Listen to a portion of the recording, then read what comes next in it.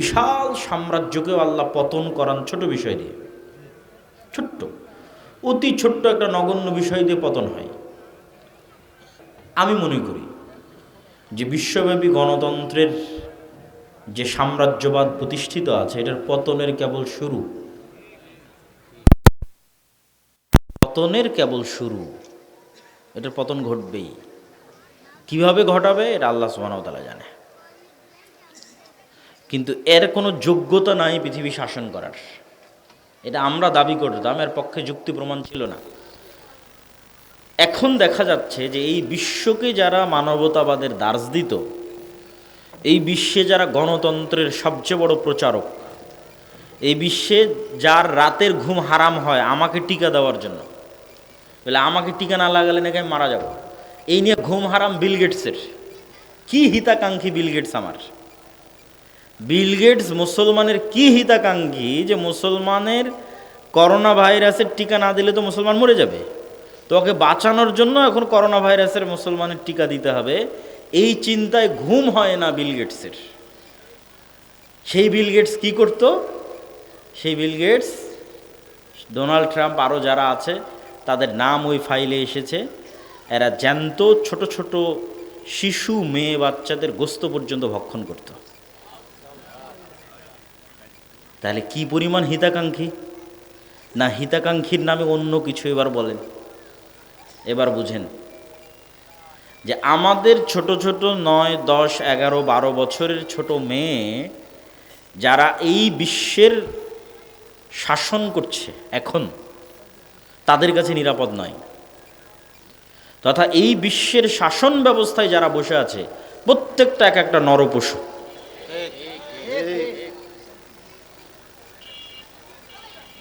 যারা মুসলমানদেরকে মানবতাবাদের দার্স দেয়, গণতন্ত্রের ধ্বজাধরি, যে গণতন্ত্র প্রতিষ্ঠা করলে তোমরা নিরাপদে থাকবা, ন্যায় শাসন প্রতিষ্ঠা হবে, এই গণতন্ত্রের যারা দার্স দেয়, বুলিয়া ওড়ায়, এরা প্রত্যেকটা এক একটা আস্ত নরপিশাচ।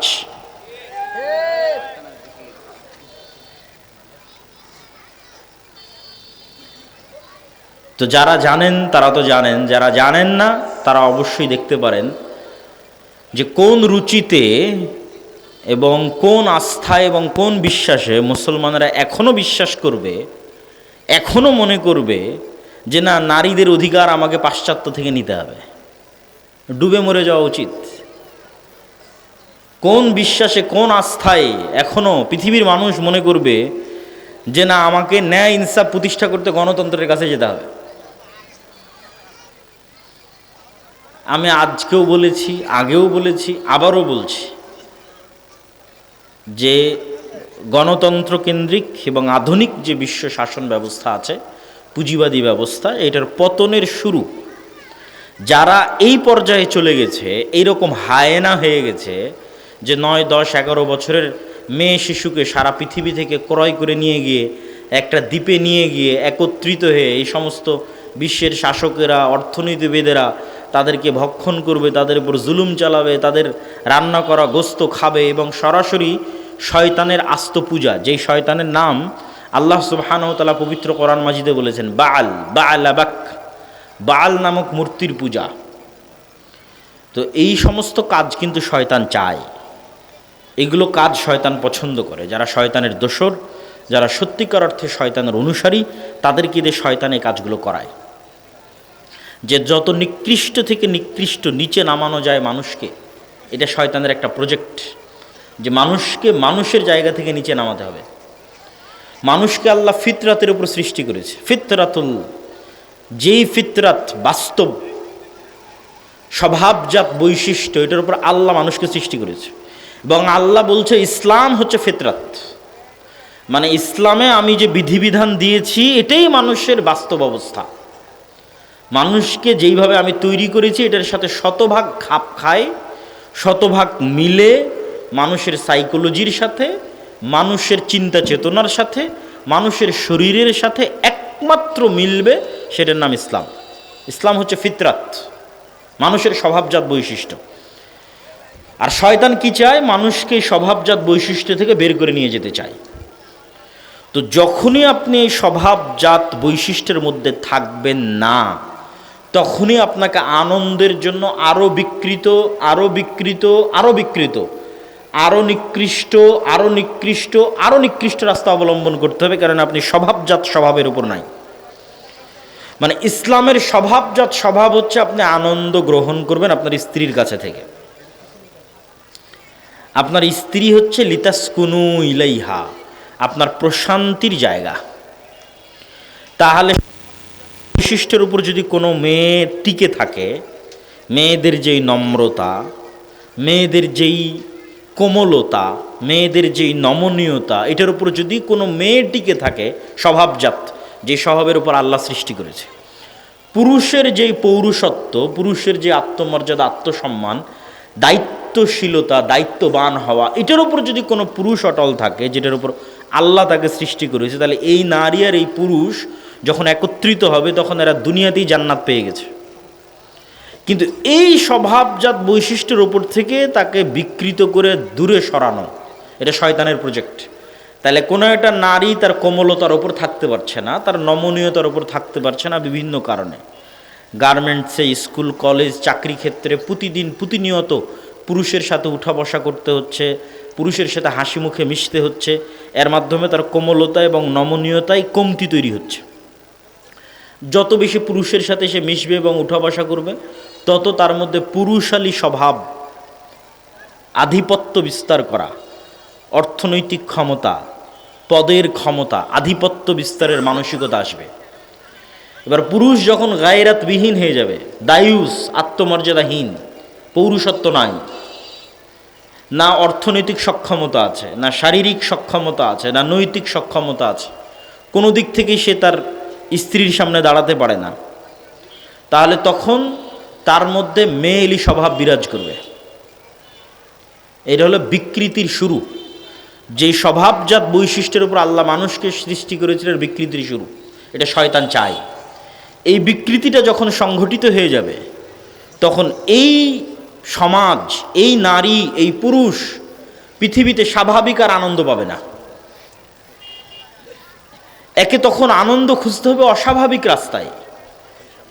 সে অস্বাভাবিক রাস্তা হতে পারে সমকামিতা, সে অস্বাভাবিক রাস্তা হতে পারে এই রকম যে নিকৃষ্ট কার্যকলাপ শয়তান এই সমস্ত গণতন্ত্রের ধ্বজাধারী নরপিশাচ, নরপশু যারা পৃথিবীকে শাসন করতেছে, ভিতর থেকে খোখলা, পৃথিবী শাসন করার যাদের কোনো নৈতিক অধিকার নাই, হারিয়ে ফেলেছে, তাদের মধ্যে এই স্বভাবগুলো শয়তান কিভাবে প্রবেশ করিয়েছে।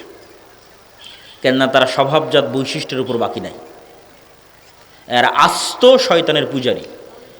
ওই পূজারী নয় যে নিজের অজান্তে শয়তানের পূজা করছে, জেনে বুঝে শয়তানেরই পূজা করতেছে, শয়তানকে নিজের ইলাহ মেনে ইবলিস কোনটাতে খুশি হবে সেটা করতেছে।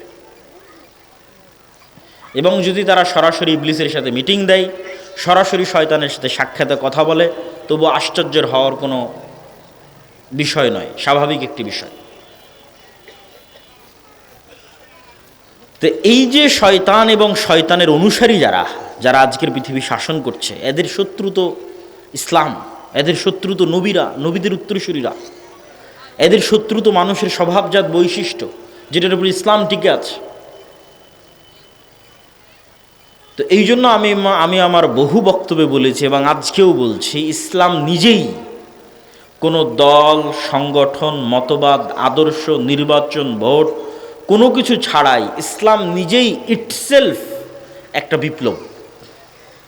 নিজেই ইসলাম নিজেই পৃথিবীকে পরিবর্তন করে দিতে পারবে, ইসলাম নিজেই বাংলাদেশকে পরিবর্তন করে দিতে পারবে। কিন্তু ইসলামের ওই জায়গায় আমাদের পৌঁছতে হবে, সেই জায়গায় আমরা পৌঁছতে পারিনি। আমরা এখন যে জায়গায় দাঁড়িয়ে আছি এটার নাম নেফাকি, মোনাফিকি। যেহেতু আমরা শতভাগ 90% মুসলমানের দেশ, আমরা যেহেতু ইসলামের ওই জায়গায় পৌঁছতে পারিনি, তাহলে আমরা দাঁড়িয়ে আছি কোথায়? আমরা মুনাফিকির স্তরে দাঁড়িয়ে আছি। এই মুনাফিকের স্তর থেকে আমাদেরকে পূর্ণতার স্তরের দিকে এগিয়ে যেতে হবে, পরিপূর্ণতার স্তরের দিকে।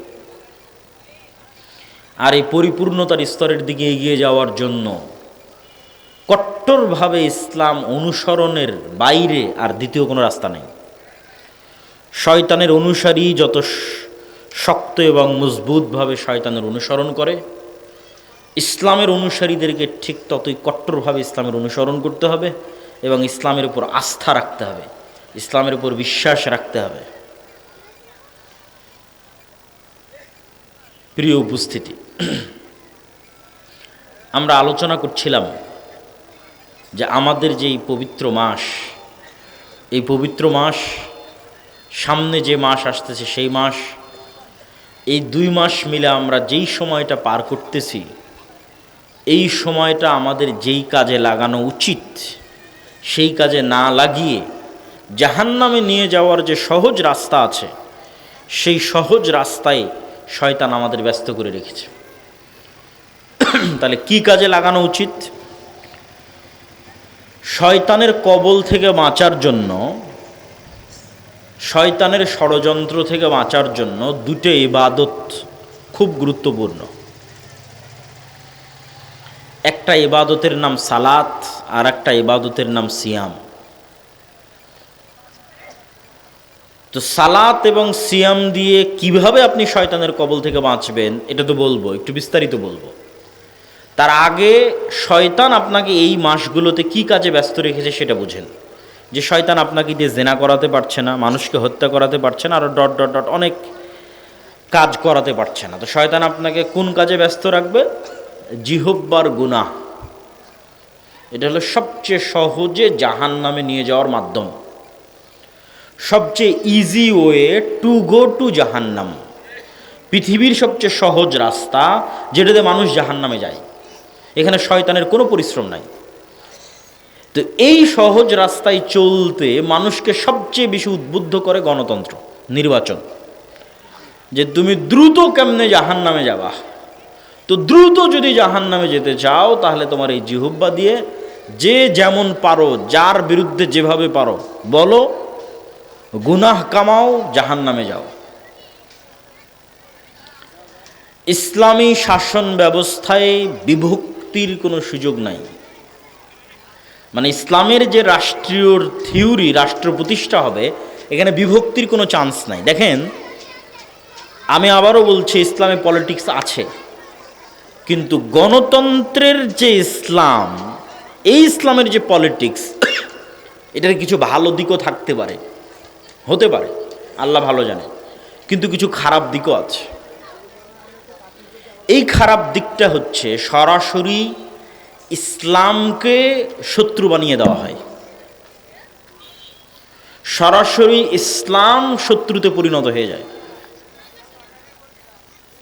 যেমন গত 17 বছর ছিল, ঠিক আল্লাহ ভালো জানে কি হবে, কিন্তু যেহেতু গণতন্ত্রের রাজনীতি বিভক্তির রাজনীতিকে পছন্দ করে, ইসলাম বিভক্তির রাজনীতি পছন্দ করে না। কেননা বিভক্তি মানে কখনো রাষ্ট্র এক হতে পারে না, আর গণতন্ত্র মানে তোমরা পরস্পর বিভক্ত থাকো আর মারামারি করো। তো এই গণতান্ত্রিক ব্যবস্থার মধ্যে আমি ইসলামের পলিটিক্স করছি, তখন এর বিপরীত পক্ষ যে আছে, এ যদি বিজয় অর্জন করে তাহলে ও পুরো ইসলামকে শত্রু মনে করবে, পুরো ইসলাম। সে এখন যে ইসলামের পক্ষে রাজনীতি করছে, সে যে রাজনীতি করছে না, সে যে মসজিদে আছে, সে যে মাদ্রাসায় আছে, সে যে বক্তব্য দিচ্ছে, সে যে বই লিখছে, সে সব শত্রু, পুরো ইসলাম শত্রু। কে এখন পুরো ইসলামকে শত্রু মনে করছে? আর এক মুসলমানই পুরো ইসলামকে শত্রু মনে করতেছে, আর একটা মুসলমানের সন্তান। এটা তাহলে বানালোকে, আমি ব্যক্তির কোনো দোষ দিচ্ছি না, দলের না, এটাই থিওরি, গণতন্ত্রের যে থিওরি, এটা এইভাবেই ডিজাইন করা।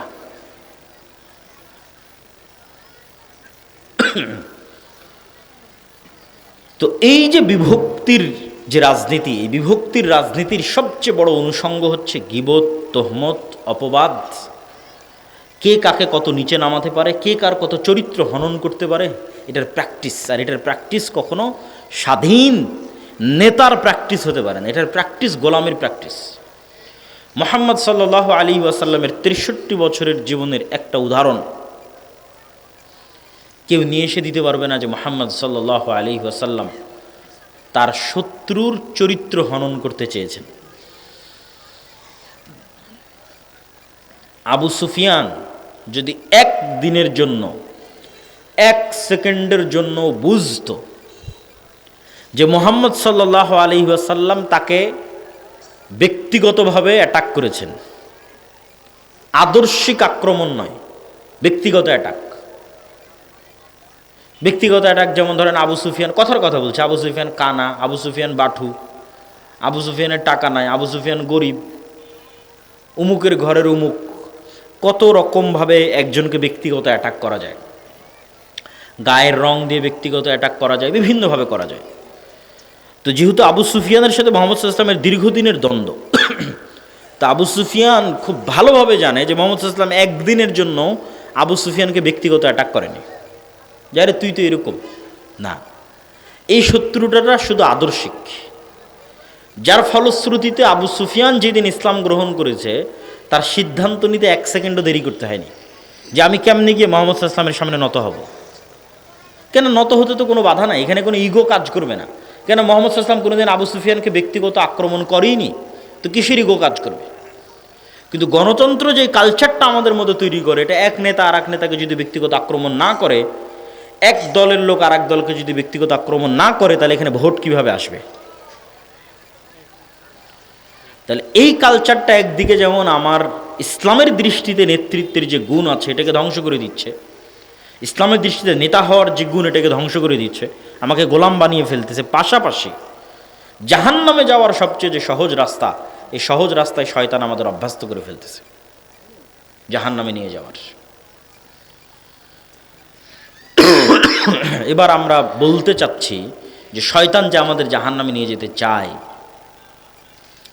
সেটি থেকে বাঁচতে সালাত এবং সিয়াম, এই দুইটা আমাদের কি উপকার দিতে পারে? সিয়াম মানে কি? মারিয়াম আলাইহা সালাতু ওয়াস সালাম যেই দিন নির্জন এলাকা থেকে লোকালয়ে ফিরে আসতেছেন ঈসা আলাইহিস সালামকে কোলে করে, সেদিন মানুষটাকে জিজ্ঞেস করতেছে এই ছেলে কোথায় থেকে আসলো, কিভাবে আসলো? তো তিনি উত্তরে বলছেন, ইন্নী নাযারতু লির রহমানি সাওমা ফালান উকাল্লিমাল ইয়াওমা ইনসিয়া। আমি আজকে রহমানের জন্য সিয়াম আছি, এই জন্য আজকে কোনো মানুষের সাথে কথা বলবো না। তাহলে মারিয়াম আলাইহিস সালাতু ওয়াস সালাম সিয়াম আছেন, এই জন্য কথা বলবেন না। আমরা কিন্তু জীবনে কোনোদিন শুনিনি যে সিয়াম থাকলে কথা বলা যায় না। সিয়াম থাকলে কথা বলা যায়।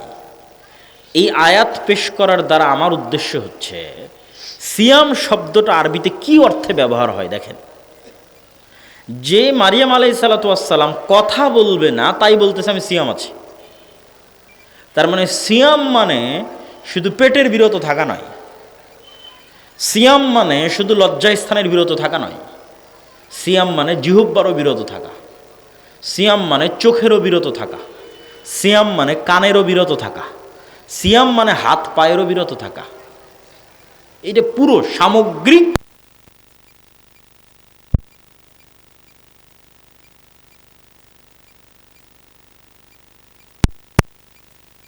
পেট বিরত থাকবে, লজ্জাস্থান বিরত, সর্বনিম্ন যেটা ক্রস করলে সিয়াম ভেঙে যায়। কিন্তু সিয়ামের যেই স্তরে গেলে আপনি ফজিলত পাবেন, যেই স্তরে না গেলে আপনি ফজিলত পাবেন না। যেই স্তরে গেলে সিয়ামের ফরজ আদায় হওয়ার পাশাপাশি ফজিলতও পাওয়া যাবে, সেটা হচ্ছে বাস্তব প্রকৃত রিয়াল সিয়াম। সেটাতে জিহ্বাও সিয়াম আছে, চোখও সিয়াম আছে, কানও সিয়াম আছে, পেটও সিয়াম আছে, লজ্জাস্থানও সিয়াম আছে, হাত পাও সিয়াম আছে। আমরা ফজিলত পাবো, নেকি পাবো। এই সিয়াম আমাদেরকে শয়তানের বিরুদ্ধে যুদ্ধ করার প্রশিক্ষণ দিচ্ছে। এটা শয়তানের বিরুদ্ধে প্রশিক্ষণের একটা কোর্স, 30 দিন একটানা। শুধু না খেয়ে থাকলাম, তারপরে সব অন্যায়ে ব্যস্ত থাকলাম, সালাতের ধার ধারলাম না, জিহ্বাকে মানুষের নিন্দা গীবতে ব্যস্ত রাখলাম, কানকে গান শ্রবণে ব্যস্ত রাখলাম, চোখকে অশ্লীল দৃশ্য দেখায় ব্যস্ত রাখলাম, এই সিয়ামের কোনো দাম নাই। এই সিয়াম তো শয়তানের বিরুদ্ধে যুদ্ধ হলো না। এই সিয়াম তো আমাকে লাআল্লাকুম তাত্তাকুন, বেঁচে থাকার, বিরত থাকার প্র্যাকটিস দিতে পারলো না। তাত্তাকুনের শাব্দিক অর্থ কি? বেঁচে বেঁচে চলা, পারহেজগার না উর্দুতে বলে, সেখান থেকে এসেছে পরহেজগার। উর্দুতে যখন কোনো মানুষ অসুস্থ হয় তখন ডাক্তার বলে খানে মে থোড়া পরহেজ করকে চলনা, মানে খাবারে একটু বেছে বেছে চলিও, পরহেজ করকে চলনা, বেছে বেছে চলিও। ওইটাকে মোত্তাকিকে তখন উর্দুতে বলেছে পরহেজগার, আমরা বলেছি পরহেজগার। তার মানে যে বেছে বেছে চলে। তাহলে বেছে বেছে চলার প্র্যাকটিসটা কোথায় হচ্ছে? লাআল্লাকুম তাত্তাকুন, ইয়া আইয়ুহাল্লাযীনা আমানু কুতিবা আলাইকুমুস সিয়াম, তোমাদের উপর সিয়াম ফরজ করা হয়েছে। কামা কুতিবা আলাল্লাযীনা মিন ক্বাবলিকুম, যেমন তোমাদের পূর্ববর্তীদের উপর ফরজ করা হয়েছে। লাআল্লাকুম তাত্তাকুন, যেন তোমরা বেছে বেছে চলার প্রশিক্ষণ নিতে পারো, বিরত থাকার প্র্যাকটিস করতে পারো শয়তানের বিরুদ্ধে। তাহলে এই বিরত থাকাটা তখনই পূর্ণাঙ্গতা পাবে যখন আপনার জিহুব্বা বিরত আছে, চোখ বিরত আছে, কান বিরত আছে, পেট বিরত আছে, লজ্জাস্থান বিরত আছে, হাত এবং পা বিরত আছে। এবার আপনি পুরো 1 মাস শয়তানের বিরুদ্ধে যুদ্ধ করার প্রশিক্ষণ নিলেন, বিরত থাকার প্রশিক্ষণ নিলেন। প্রিয় উপস্থিতি, যেই সমস্ত বিষয়ের মাধ্যমে শয়তান মানুষকে ঘায়েল করতে চায় তার অন্যতম 3টি বিষয় হচ্ছে অত্যাধিক খাওয়া, অত্যাধিক ঘুমানো, অত্যাধিক কথা বলা। এই 3টে শয়তান আমাদের উপর চাপিয়ে দিতে চায় যে সারাদিন এর ওর নামে যা ইচ্ছা তাই বলো, সারাদিন যা ভালো লাগে সব খাও, বিড়ি, সিগারেট, মদ, জুয়া, জর্দা, গুল, তামাক সব, আর যত বেশি পরিমাণ পারো একদম রাত থেকে শুরু করে ফজর থেকে শুরু করে 10টা, 11টা, 12টা পর্যন্ত ঘুমাও।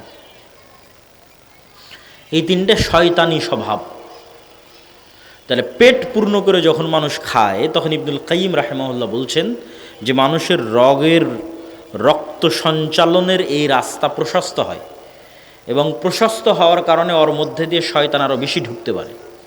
শয়তান কিন্তু আমাদের শরীরে ঢোকে, ইয়াজরি মাজরাদ দাম, রক্ত সঞ্চালনের রাস্তাগুলোর মধ্যে দিয়ে শয়তান প্রবেশ করে। তাহলে যখন পেট পূর্ণ করে খাবে, প্রচুর পরিমাণে ঘুমাবে, তখন এগুলোতে শয়তানের প্রবেশাধিকার বাড়ে। তাহলে এই জন্য শয়তানের ঢোকা কমিয়ে আনার জন্য মানুষের জন্মগত স্বভাব, নাফসানি চাহিদা, পৃথিবীতে যদি শয়তান নাই, আজকে কল্পনা করেন ইবলিস এবং ইবলিসের বাহিনী নাই, তারপরেও মানুষের সবচেয়ে বড় শত্রু তার নিজের নাফস।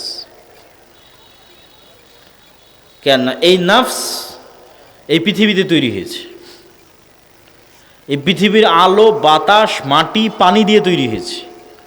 রূহ এসেছে আসমান থেকে, ওর সাথে দুনিয়ার সম্পর্ক নাই। কিন্তু যেই নাফস দুনিয়াতে তৈরি হয়েছে, ও তো দুনিয়ার খাওয়া, দুনিয়ার বিনোদন ভালোবাসবেই। এইটা নাফসের জন্মগত চাওয়া যে সে খাওয়াকে ভালোবাসবে, এটা নাফসের জন্মগত চাওয়া যে সে নারীকে ভালোবাসবে, এটা নাফসের জন্মগত চাওয়া যে সে টাকাকে ভালোবাসবে। নাই পৃথিবীতে শয়তান, তখন এই নাফস নিজেই আপনাকে পথভ্রষ্ট করার জন্য যথেষ্ট। এই জন্য কিছু কিছু দোয়ায় রাসূলুল্লাহ সাল্লাল্লাহু আলাইহি ওয়াসাল্লাম একসাথে নাফস থেকেও পরিত্রাণ চেয়েছেন, শয়তান থেকেও পরিত্রাণ চেয়েছেন। প্রত্যেক বক্তা যখন বক্তব্য শুরু করে তখন দেখবেন, আজকের বক্তব্য আমি শুরুতে বলেছি, নাহমাদুহু ওয়া নাস্তাঈনুহু ওয়া নাস্তাগফিরুহু ওয়া নাউযু বিল্লাহি মিন শুরুরি আনফুসিনা। আল্লাহর কাছে পরিত্রাণ চাচ্ছি আমার নাফসের অকল্যাণ থেকে। তো নাফস যদি ভয়ঙ্করই না হবে তো নাফসের অকল্যাণ থেকে কেমনে পরিত্রাণ চাই? শয়তান ছাড়া নাফস ইটসেলফ ভয়ঙ্কর, শয়তান ছাড়াই। এবার নাফসের নিজের নাফসানি চাওয়া, তার সাথে শয়তান যুক্ত হয়েছে, শয়তানের ওয়াসওয়াসা, এই দুটো যখন যুক্ত হয় তখন এটা আরও ভয়ঙ্কর। তাহলে এই দুটোকে লাগাম দেওয়ার জন্য একটা বড় মাধ্যম হচ্ছে সিয়াম। নাফস নিজে চায় খেতে, খাওয়া ভালোবাসে, সেখানে আমি খাওয়া বন্ধ করে দিয়েছি। নাফস নিজে চায় যে সে ঘুমাবে, সেখানে আমি রাত জাগতেছি। নাফস চায় যে সে মানুষের বিরুদ্ধে গীবত, তহমত, অপবাদ, যত মানুষকে ছোট করতে পারে তত মজা পায়, সেখানে আমি জিহ্বার সিয়াম পালন করা শুরু করেছি। তাহলে চোখের সিয়াম, কানের সিয়াম, জিহ্বার সিয়াম, পেটের সিয়াম, লজ্জাস্থানের সিয়াম, এগুলো একসাথে শয়তান এবং আমার নাফস, এই দুটোর বিরুদ্ধেই যুদ্ধ। এই জন্য মানুষকে ভালো করতে, পরহেজগার করতে, মুত্তাকি করতে সিয়ামের কোনো বিকল্প নাই। শাবান মাসে সিয়াম পালন, রমাজানে সিয়াম পালন, বৃহস্পতিবার সোমবারে সিয়াম পালন, মাসের 3 দিন সিয়াম পালন অব্যাহত রাখতেই হবে। পারলে দাউদ আলাইহিস সালাতু ওয়াস সালামের মতো একদিন পর একদিন। আমরা সেভাবে পারি না, তবে ওস্তাদ শায়েখ আব্দুর রাজ্জাক বিন ইউসুফ এবং আমার মা ধারাবাহিক অব্যাহত সব সময় নফল সিয়াম পালন করে। বৃহস্পতিবার সোমবার, মাসের 3 দিন, শাবান মাসের শুরু থেকে সব সময়। এটা কখনো বৃহস্পতিবার সোমবারের সিয়ামও কখনো মিস দেন না, মাসের 3 দিনের সিয়ামও কখনো মিস দেন না, শাবান মাসের শুরু থেকে তো দেনই না। তো আমরা ওইভাবে পারি না, কিন্তু দেখে অনুপ্রাণিত হই যে না, চেষ্টা করতে হবে, পারতে হবে, করতে হবে। তো আপনাদেরকেও উৎসাহিত করছি যে আপনি যদি শাবান মাসে সিয়াম না রাখেন, তাহলে আপনার ব্রেন আনপ্রিপেয়ার্ড অবস্থায় রমজানে ঢুকবে, অপ্রস্তুত অবস্থায় রমজানে ঢুকবে। আর আপনি যদি শাবানে সিয়াম রাখেন, তাহলে সাইকোলজিক্যালি, মেন্টালি আপনার ব্রেনকে আপনি আগে থেকে সিগন্যাল দিচ্ছেন, ব্রেনকে সিগন্যাল দিচ্ছেন। দেখেন, ব্রেন একটা ভিন্ন স্বাধীন সত্তা, ওকে আপনি যেভাবে ইউজ করবেন ও সেভাবে অভ্যস্ত হয়ে যাবে। তো ব্রেনকে আপনি আগে থেকে সিগন্যাল দিচ্ছেন যে আমি শাবানে সিয়াম রাখছি কেন, সামনে রমজান আসতেছে। তখন ব্রেন নিজেই প্রস্তুত হবে, মেন্টালি প্রিপেয়ার্ড হবে যে না, রমজানকে মূল্যায়ন করতে হবে, রমজানে ইবাদত করতে হবে, এই মূল্যায়ন, এই প্রস্তুতিটার দরকার আছে। সিয়ামের বিষয়ে আর একটা কথা বলে আমরা সালাত কিভাবে আমাদেরকে শয়তানের কবল থেকে রক্ষা করতে পারে সেটির দিকে আগাবো। সিয়ামের বিষয়ে আরেকটি কথা, রমাজান এবং শাবান এবং সিয়াম, এগুলো বিষয়ে শেখ আব্দুর রাজ্জাক বিন ইউসুফ আর আলোচনা করবেন। সিয়ামের বিষয়ে একটি কথা, আল্লাহ সুবহানাহু তাআলার কাফারা সিস্টেম, গুনাহ মাফ হওয়ার যে পদ্ধতি আল্লাহ তৈরি করে রেখেছেন, আল্লাহ সেট আপ করে রেখেছেন যে গুনাহ মাফ হবে। এই পদ্ধতিতে আপনি জেহারের কাফারা বলেন, কসম ভঙ্গের কাফারা বলেন, দিনের বেলা রমজান মাসে স্ত্রীর কাছে যাওয়ার গুনাহের কাফারা বলেন, হজ বা উমরায় ভুল হলে দম দেওয়ার কাফারা বলেন, অনিচ্ছাকৃত কোনো মানুষকে হত্যা করলে দিয়াতের কাফারা বলেন, এই প্রত্যেকটা গুনাহ, কথা যত গুনাহের কাফারা আল্লাহ দিয়েছে পৃথিবীতে, এই প্রত্যেকটা কাফারা শুরু হয় গোলাম আজাদ করো, না হয় এতজন মিসকিনকে খাওয়াও। এটা দিয়ে গোলাম আজাদ সর্বোচ্চ, কেন গোলাম আজাদ করতে বেশি টাকা লাগে, তার চেয়ে একটু কম টাকা লাগবে মিসকিনকে খাওয়ানো, পরিমাণ কম বেশি, কোথাও 10 জন মিসকিন, কোথাও 60 জন মিসকিন, এক একটা এক এক ধরনের কাফারা নির্ধারণ করা আছে। তথা প্রথম যে দুইটা বললাম, এই দুইটা হচ্ছে টাকা, গোলাম আজাদ করতে টাকা দিতে হবে, মিসকিনকে খাওয়াতে টাকা দিতে হবে। তথা পকেট থেকে টাকা আল্লাহর রাস্তায় বের হলে গুনাহ মাফ হয়। এটা কাফারা সিস্টেমকে দেখলে বোঝা যায় যে আল্লাহ কিভাবে কাফারার সিস্টেম নির্ধারণ করেছে। 2 নাম্বার, যখন এই দুইটার কোনোটাই কেউ পারে না, তখন বলে সিয়াম রাখো। যে কোনো কাফারা আপনি উঠিয়ে দেখেন, এখান থেকে গিয়ে যে কোনো ফতোয়ার বই, যে কোনো মাসলা মাসাইলের বই খুলে আপনি দেখেন যে কাফারায় আল্লাহ কি বলছে, গোলাম আজাদ করো, মিসকিনকে খাওয়াও, এগুলোর একটাও পারছো না। মানে টাকার রাস্তা যখন শেষ, টাকার সক্ষমতা যখন শেষ, তখন এবার বলে এতদিন সিয়াম রাখো। তাহলে কোথাও বলা আছে 3 দিন সিয়াম রাখো, কোনোটাতে বলা আছে 10 দিন সিয়াম রাখো, কোনোটায় বলেছে একটানা 60 দিন সিয়াম রাখো। তার মানে আল্লাহর কাফারা সিস্টেমে গুনাহ মাফ হওয়ার একটা বড় মাধ্যম সিয়াম। বলেন আল্লাহু আকবার। পৃথিবীর যে কোনো গুনাহ অত্যাধিক সিয়াম দিয়ে মাফ হয়ে যেতে পারে। পৃথিবীর যে কোনো গুনাহ অত্যাধিক সিয়াম দিয়ে কাফারা হিসেবে গণ্য হয়ে যেতে পারে,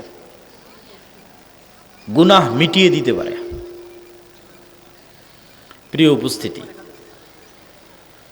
সালাত, শয়তানের যে আধিপত্য আমাদের নিজের নাফসের উপর, এই আধিপত্য যদি আপনি ভাঙতে চান, ঘরে বসে থেকে ভাঙ্গার কোনো সুযোগ নাই। ঘুমিয়ে শুয়ে বসে ভাঙ্গার কোনো সুযোগ নাই। আমি শয়তানের গোলাম অবস্থায় আছি, কথার কথা। এখন শয়তানের গোলামি থেকে বের হতে চাই, তাহলে বের হব শুয়ে থেকে হবে না, ঘুমিয়ে থেকে হবে না, বসে থেকে হবে না, খেয়ে দেয়ে হবে না। আমি শয়তানের গোলাম অবস্থায় আছি, বের হতে চাই শয়তানের গোলামি থেকে, এর জন্য কাজ করতে হবে। পৃথিবীতে কোনো কিছুই কাজ করা ছাড়া হাসিল হয় না, পরিশ্রম ছাড়া হাসিল হয় না, প্রশিক্ষণ ছাড়া হাসিল হয় না। আপনি আর্মিতে জব করে ঢোকেন, আপনাকে 10 কিলোমিটার দৌড়াবে, দৌড়াও 10 কিলোমিটার একটা না, প্রতিদিন সকালে পিটি করো। কেন? কাজ না করলে তো শরীর ফিট থাকবে না। শরীরকে যে ফিট রাখবে, কি দিয়ে ফিট রাখবে? যদি ব্যায়াম না করে, ফিজিক্যাল এক্সারসাইজ না করে। তো শরীরের সুস্থতা অসুস্থতা যেমন একদম হুবহু মানুষের নাফসের সুস্থতা অসুস্থতা, এটা আমরা বুঝি না, আমাদের বুঝার বাইরে। যেমন শরীরের সুস্থতা অসুস্থতার, আপনি আজকে এখনই যান যে আপনি অসুস্থ, মেডিকেলে গেলেন, মেডিকেলে গিয়ে চেক আপ করেন, বলবে আপনার এই ভিটামিন শর্ট আছে, ভিটামিন সি নাই, ভিটামিন সি নাই এই জন্য আপনার ঠোঁট ফাটে, ভিটামিন সি নাই এই জন্য মুখে ঘা হয়েছে, ভিটামিন ডি নাই এই জন্য হাঁটুতে ব্যথা। তাহলে কোনো একটার কমতিতে আপনি অসুস্থ হয়ে যাচ্ছেন। আবার কোনো একটার মাত্রাতিরিক্ত বেশি হলে আপনি অসুস্থ। বলে সুগার, সুগার লেভেল যেমন থাকার কথা তেমন নাই, 5, 6, 7 থাকবে, 13, 14, 15 হয়ে বসে আছে, তাহলে আপনি অসুস্থ। কেন? এখানে বিষ বেশি হয়ে গেছে, বিষ ঢুকে গেছে শরীরের মধ্যে, ভাইরাস ঢুকে গেছে। তাহলে এই যে শরীরের সুস্থতা এবং অসুস্থতা যেমন হুবহু, এইরকমই নাফসের সুস্থতা অসুস্থতা। নাফসের ভিটামিন নাই, নাফস যেখান থেকে ভিটামিন নিবে সে ভিটামিনগুলো নাই। একদিকে তো ভিটামিন নাই, আর একদিকে যে বিষগুলো থাকলে নাফস অসুস্থ হবে, ওই বিষগুলো প্রতিনিয়ত ঢুকতেছে। তাহলে নাফসের ভিটামিনের অভাব, প্রোটিনের অভাব, ক্যালোরির অভাব কি? যত ফরজ ইবাদত আছে সব ফরজ ইবাদত, প্রত্যেকটা ফরজ ইবাদতে চুল পরিমাণ কমতি তৈরি হওয়া মানে নাফস অসুস্থ। ওখানে পূর্ণাঙ্গ ভিটামিন ঢুকতেছে না, প্রোটিন ঢুকতেছে না, ক্যালোরি ঢুকতেছে না, অসুস্থ হয়ে গেছে, মারা যাওয়ার দ্বার প্রান্তে, নূর কমে যাচ্ছে। নাফসের মৃত্যু মানে নূর না থাকা। বলে নাফসের মৃত্যু কি দিয়ে বুঝবেন? নাফস এবং রুহের মৃত্যু হচ্ছে নূর না থাকলেই মৃত্যু। তাহলে আমাদের যতজনের নাফস জীবিত আছে না মৃত আছে কি দিয়ে বুঝবেন? হার্টবিট পাম্প করতেছে, রক্ত বের হচ্ছে, তার মানে বেঁচে আছেন? জি না। এই বেঁচে থাকা তো দুনিয়াবি বেঁচে থাকা, রুহানিভাবে আপনি জীবিত কিনা, আপনার রুহ জীবিত কিনা, না আপনি মারা গেছেন। তা আপনার নাফস এবং রুহ এটা মারা গেছে কিনা এটা বুঝবেন কীভাবে? আপনার এর মধ্যে কালবে নূর আছে কিনা। নূর নাই, মৃত, মারা গেছে। তাহলে ওই নূর কি কোথায় থেকে আসবে? আপনি তো নিজেই কমিয়েছেন, সালাতে নাই, সিয়ামে নাই, এগুলো জরুরি যে ভিটামিনগুলো থাকা দরকার সেগুলো নাই, কমে গেছে। তাহলে তো অটোমেটিক নূর মারা যাওয়ার দিকে। এবার যে সমস্ত ভাইরাস ঢুকলে আপনি মারা যাবেন, ওই ভাইরাস প্রতিনিয়ত ঢুকতেছে। কান দিয়ে গান ঢুকতেছে, এটা ভাইরাস ঢোকার রাস্তা। শয়তানের আক্রমণের জানালা কান, চোখ দিয়ে অশ্লীল দৃশ্য ঢুকতেছে, এটা ভাইরাস। এটা ওইভাবেই হৃদয়কে আক্রান্ত করে যেভাবে বাস্তবে আমাদের শরীর আক্রান্ত হয়। এই জিনিসগুলো প্রত্যেকটা যে বিষয়গুলো আমি বলতেছি এটা বাস্তব, এটা মাপার কোনো যন্ত্র পৃথিবীতে নাই। তাই এটা মাপার যদি কোনো যন্ত্র পৃথিবীতে বের করা যেত তাহলে আপনি মেপে দেখতে পেতেন যে হ্যাঁ, আমার কাল্ব, আমার হৃদয় আসলেই নূর নাই, নূর হারিয়ে গেছে, এখানে ভাইরাস ঢুকে এটাকে বিষাক্ত করে ফেলেছে এবং এখান থেকে নূর বিদায় নিয়েছে। ওই রকমই একটা ভাইরাস হচ্ছে এই যে জিহ্বা দিয়ে যে আমরা একে অপরকে গালি দিচ্ছি, মিথ্যা অপবাদ দিচ্ছি, গীবত করছি। দেখেন, মানুষ যখন মিথ্যা বলে তখন তার মুখে দুর্গন্ধ তৈরি হয়, যে দুর্গন্ধে ফেরেশতা পালিয়ে যায়, সহিহ হাদিস। তো আপনি কি মনে করেন যে এই দুর্গন্ধটা বাস্তবে তৈরি হয়েছে না কল্পনায় তৈরি হয়েছে? বাস্তবে তৈরি হয়েছে। আমি যখন মিথ্যা বললাম, আপনি যখন মিথ্যা বললেন, তখন আমার মুখ থেকে বাস্তবেই দুর্গন্ধ বেরিয়েছে। এই দুর্গন্ধটা বাস্তব। কিন্তু ওই দুর্গন্ধটা যেই লেভেলে ফিল করা যাবে, ওই লেভেলের মতো সূক্ষ্ম গন্ধ নেওয়ার ক্ষমতাই নাকের নাই, কিন্তু দুর্গন্ধ বাস্তবে বেরিয়েছে। যেমন কুকুরের নাকের যেই লেভেলের দুর্গন্ধ নেওয়ার সক্ষমতা, ওই লেভেলের গন্ধ নেওয়ার সক্ষমতা তো আমার নাকের নাই। ফলত আমি বলবো যে বোতলেরও গন্ধ নাই, এই মাইকেরও গন্ধ নাই, জামারও গন্ধ নাই, কিন্তু প্রত্যেকটার গন্ধ আছে। তাহলে এগুলো বাস্তব লেভেলে ঘটে। তো আল্লাহ সুবহানাহু ওয়া তাআলার কাছে একজন সিয়াম পালনকারীর মুখের গন্ধ মিসকে আম্বর, মেরিগো নাভির যে পৃথিবীর সর্বশ্রেষ্ঠ গন্ধ, তার চেয়ে বেশি প্রিয়। এটা কখন? যতক্ষণ এই জিহ্বা, এই চোখ, এই কান এগুলো দুর্গন্ধের মধ্যে ঢোকেনি। আমি আছি সিয়াম, কিন্তু আমার জিহ্বা থেকে দুর্গন্ধ বের হচ্ছে, মিথ্যা বলতেছি দুর্গন্ধ, গীবত করতেছি দুর্গন্ধ, অপবাদ দিচ্ছি দুর্গন্ধ। তাহলে এটা থেকে কিভাবে সুগন্ধি বের হবে? আল্লাহর কাছে কেমনে এটা সুগন্ধযুক্ত মনে হবে? ওই সিয়াম পালনকারীর মুখের গন্ধ থেকেই সুগন্ধি বের হবে, যে সিয়াম পালনকারীর মুখ দুর্গন্ধের মধ্যে ঢোকেনি। তো আমাদের যে নফস, রূহ এবং কলব, এইটার উপর যদি আমি আধিপত্য বিস্তার করতে চাই, যে না একে শয়তানের গোলামি থেকে বের করব, তাহলে একে কাজ না দিলে, ট্রেনিং না দিলে, ভালো মতো ভিটামিন প্রোটিন না দিলে, ভাইরাস বের না করলে কখনোই ঠিক হবে না। ঠিক আমাদের শরীরের ফিটনেসের জন্য যেমন ব্যায়াম দরকার, ওইরকম নফসকে কন্ট্রোলে আনার জন্য ওর প্রশিক্ষণ দরকার। তাহলে ওর সবচেয়ে বড় প্রশিক্ষণ কি? যেই প্রশিক্ষণটা মৃত্যু পর্যন্ত একদিনের জন্য মিস দেওয়া মানে ওই একদিনই অসুস্থ, সেটা হচ্ছে সালাত। এটা কাজ, একটা মাত্র কাজ আল্লাহ সুবহানাহু ওয়া তাআলা মুসলমানদের জন্য দিয়েছে, শুধু একটাই কাজ, আর কোনো কাজ দেয়নি। এটা আবার ভুল বুঝিয়েন না, ভুল ব্যাখ্যা করিয়েন না, বুঝিয়ে বলতেছি। আমি বলছি কি, যে আল্লাহ মুসলমানদের শুধু একটাই কাজ করতে দিয়েছে, আর কোনো কাজ দেয়নি। ব্যাখ্যা কি? ব্যাখ্যা হচ্ছে, প্রথমে আপনাকে বুঝতে হবে আল্লাহ সুবহানাহু তাআলার আদেশ তার নিষেধের চেয়ে লক্ষ কোটি গুণ দামি। আবার বুঝেন, আল্লাহর আদেশ তার নিষেধের চেয়ে বেশি বড়, বেশি মহৎ। নিষেধও বড় মহৎ, আদেশটা বড়। কেন? একটা প্রতিষ্ঠান আপনি চালু করেছেন, এটাও একটা মাদ্রাসার প্রোগ্রাম। একটা প্রতিষ্ঠানের নিয়ম কানুন ঠিক রাখার জন্য অনেক নিষেধ আছে। ফোন চালানো যাবে না, এতটার পরে ঘুমানো যাবে না, এই প্যান্ট পরা যাবে না, এই কাপড় পরা যাবে না। মাদ্রাসায় ধরেন অসংখ্য নিষেধ আছে। আপনি এখন সব নিষেধগুলো ফলো করলেন, কিন্তু ওই মাদ্রাসায় এতগুলো নিষেধ দেওয়া আছে যেই কাজটাকে ভালো করে করার জন্য। ওকে ফোন চালাতে দিবে না, এটা নিষেধ করে রেখেছে। ওকে প্যান্ট পরতে দিবে না, নিষেধ করে রেখেছে। এগুলো নিষেধ দিয়ে রেখেছে একটা কাজ ভালো মতো করার জন্য, সেটা যে নিয়মিত ক্লাসে উপস্থিত হয়ে পড়া ঠিক মতো করা। তো ওইটা দিয়ে নাই, তাহলে নিষেধ মানে লাভ আছে? আমি যদি বুঝাতে না পারি, এটা আমার ব্যর্থতা। যেই একটা মূল কাজকে সামনে রেখে এতগুলো নিষেধ দেওয়া আছে, ওইটা দিয়ে তো আমি নাই, ওই নিষেধের কি দাম? তাহলে আল্লাহ সুবহানাহু ওয়া তাআলা অসংখ্য নিষেধ দিয়েছে, এই সমাজ ব্যবস্থাটাকে ঠিক রাখতে হবে। তো মানুষ যদি মানুষকে হত্যা করে, সমাজ ধ্বংস হয়ে যাবে। আল্লাহ জেনাকে হারাম করেছে, জেনা যদি হারাম না থাকে তাহলে পরিবার ধ্বংস হয়ে যাবে। তাহলে এই পৃথিবীকে টিকিয়ে রাখার জন্য, মানুষের এই সমাজ ব্যবস্থাকে টিকিয়ে রাখার জন্য অসংখ্য নিষেধ আছে। মদকে আল্লাহ হারাম করেছে। যদি সবাই মদ্যপায়ে আসক্ত হয়, সমাজে বিশৃঙ্খলা দেখা দিবে। সবাই যদি জুয়ায় আসক্ত হয়, সমাজ ধ্বংস হয়ে যাবে।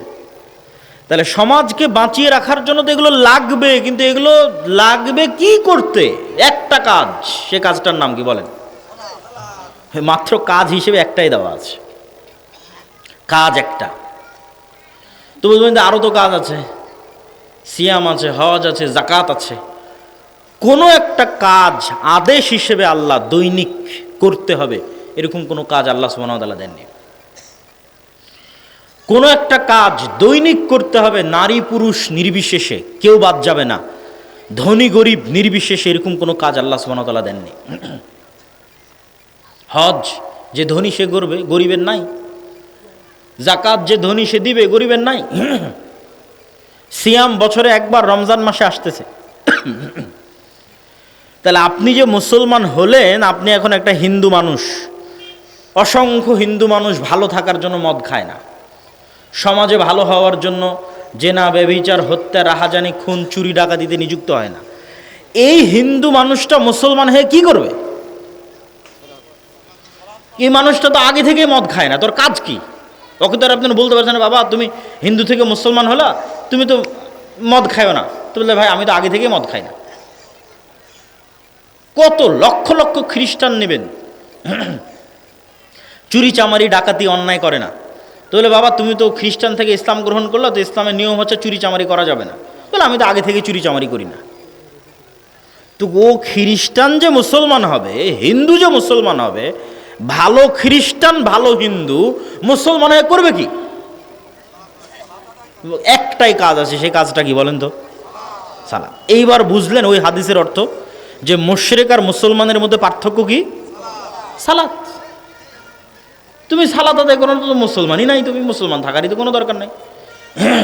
কেন এরকম আরো অসংখ্য হিন্দু আছে, খ্রিস্টান আছে, মদ খায় না, বিড়ি খায় না, জুয়া খায় না, জুয়া খেলে না, চুরি করে না, ডাকাতি করে না, কত হিন্দু খ্রিস্টান। তাহলে ওই হিন্দু খ্রিস্টান আর তোমার মধ্যে পার্থক্য কি? কোনো পার্থক্য নেই। তাহলে আদেশ হিসেবে নারী পুরুষ নির্বিশেষে, ধনী গরিব নির্বিশেষে প্রতিদিন করতে হবে আল্লাহর একমাত্র একটাই আদেশ, তার নাম সালাত। এই জন্য সালাতের ক্ষেত্রে কোনো এক্সকিউজ দেওয়ার অপশন রাখা হয়নি, যে সালাতের ক্ষেত্রে আমি কোনো অজুহাত দিব, এই অজুহাত দেওয়ার কোনো অপশন রাখা হয়নি। সিয়ামে অজুহাত আছে, মনে করলাম সিয়াম নারী পুরুষ নির্বিশেষে, মনে করে নিলাম সিয়াম ধনী গরিব নির্বিশেষে, কিন্তু সিয়ামে অজুহাত দিতে পারবে। বলে, আমি বুড়ো হয়ে গেছি, সিয়াম রাখতে পারবো না। ঠিক আছে, সমস্যা নেই, ফিদিয়া দিয়ে দাও। বলে, আমি গর্ভবতী, আমি ঋতুবতী, সিয়াম রাখবো। ঠিক আছে, তোমার জন্য এই অপশন দিয়ে দিলাম। অসুস্থ, তো তোমার জন্য অপশন দিয়ে দিলাম। তাহলে যেই সিয়ামটা আমরা অন্তত ধনী গরিব উভয়ের জন্য রেখেছিলাম, ওইটাতেও ডট ডট ডট ডট অসংখ্য অপশন আছে। একমাত্র আদেশ আল্লাহর, যে আদেশে কোনো অজুহাত নাই, না নারী না পুরুষ, না শিশু না বৃদ্ধ, বয়স হওয়ার পর, না অসুস্থ, না দাঁড়িয়ে না বসে না শুয়ে, না পানি আছে না পানি নাই, না তায়াম্মুম আছে না তায়াম্মুম নাই, না কেবলা চিনি না কেবলা চিনি না, না কাপড় আছে না কাপড় নাই, কোনো পরিস্থিতিতে কোনো সিচুয়েশনে কোনো অজুহাত সালাতের জন্য গ্রহণযোগ্য নয়। কেন? এটা একটা মাত্র আদেশ, এই জন্য এত কড়া। আদেশটা আপনাকে বেশি দেয়নি, বাকি সারাদিন তো আপনি নিজের কাজই করছেন। আল্লাহর পক্ষ থেকে আদেশ শুধু একটা, সালাত আদায় করতে হবে। কেন? এই একটা দিয়েই আপনি আপনার নিজের নাফসকে কাজ করাচ্ছেন, ওকে কাজে বাধ্য করছেন। ওই নাফসকে যত আপনি এই কাজে বাধ্য করতে পারবেন যে তোমাকে সালাত আদায় করতে হবে, জামাতে সালাত আদায় করতে হবে, নিশ্চিত থাকেন আর যত গুনাহে আপনি লিপ্ত আছেন। অসংখ্য যুবক আমাদের সাথে সাক্ষাৎ করে, কথা বলে, প্রশ্ন করে যে ভাই আমি এটাতে আসক্ত, বের হতে পারছি না। কেউ ভিডিও গেমে আসক্ত, বের হতে পারে না। কেউ জুয়ায় আসক্ত, বের হতে পারে না। কেউ প্রেমে আসক্ত, বের হতে পারে না।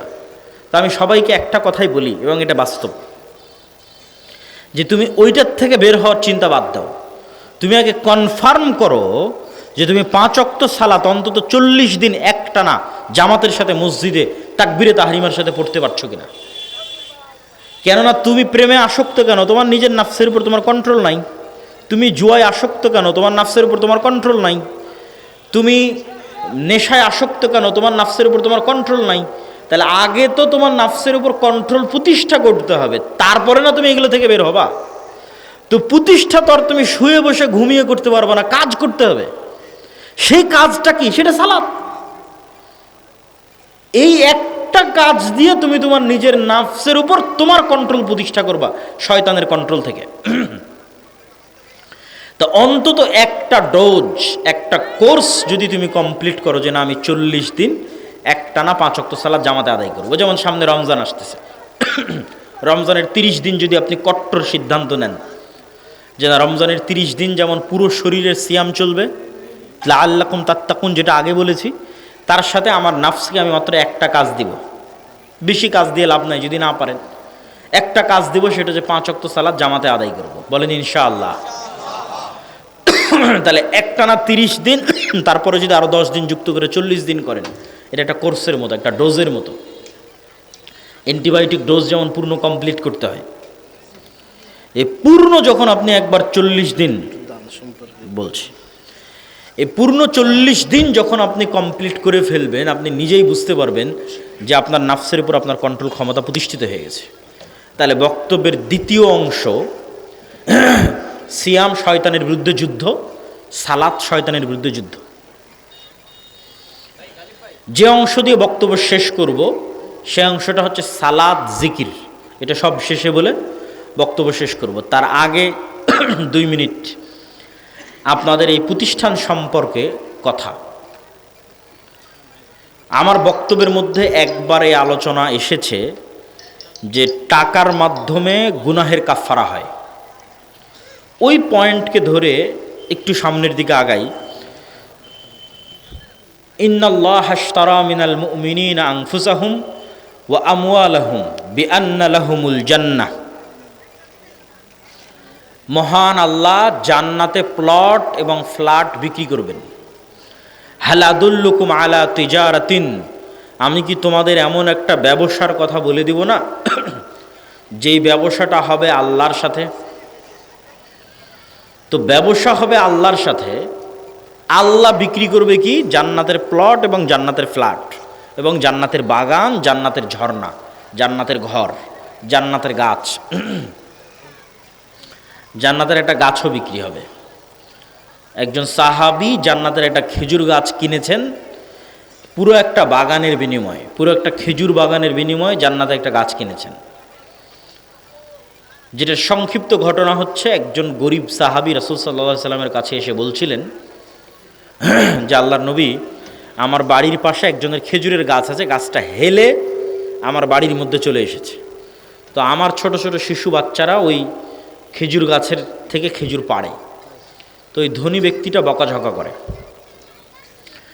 আল্লাহর নবী ওই ব্যক্তিকে ডেকে বললেন, তুমি এই খেজুর গাছটা জান্নাতে একটা খেজুর গাছের বিনিময়ে এই গরিবকে দিয়ে দাও। তো এই ব্যক্তি রাজি হলো না। সেও ভালো মানুষ, কিন্তু নিজের সম্পদের উপর নবীরও অধিকার চলে না। মানুষের সম্পদের উপর নবীরও কোনো অধিকার নেই, স্বেচ্ছায় না দিলে। তো এই ঘটনা একজন সাহাবী আবু দাহদা তার নিকট পৌঁছল। তার বিশাল এক খেজুরের বাগান ছিল। ওই ধনী ব্যক্তিকে গিয়ে সে বলল, তোমার এই খেজুর গাছটা আমি কিনতে চাই আমার এক বিশাল খেজুর বাগানের বিনিময়ে। তো বলে ঠিক আছে, বিক্রি করে দেবো, ভালো কথা, এত বড় খেজুর বাগান পাচ্ছি, মাত্র একটা খেজুর গাছ, কোনো সমস্যা নেই। বলে ঠিক আছে, দাও, দিলাম। তো আবু দাহদা বিশাল এক খেজুর বাগান ওই ধনী ব্যক্তিকে দিয়ে দিল, আর ওর থেকে একটা খেজুর গাছ কিনে নিল। ওই খেজুর গাছ কিনে নিয়ে এসে বা রাসূল সাল্লাল্লাহু আলাইহি ওয়াসাল্লামকে বলছে, আল্লাহর নবী, আপনি এরকম ঘোষণা দিয়েছেন, এটা কি ঠিক? কি ঘোষণা? তো বলে, এই খেজুর গাছ যদি ওই গরিব সাহাবীকে দেওয়া হয় তাহলে জান্নাতে একটা খেজুর গাছ পাওয়া যাবে।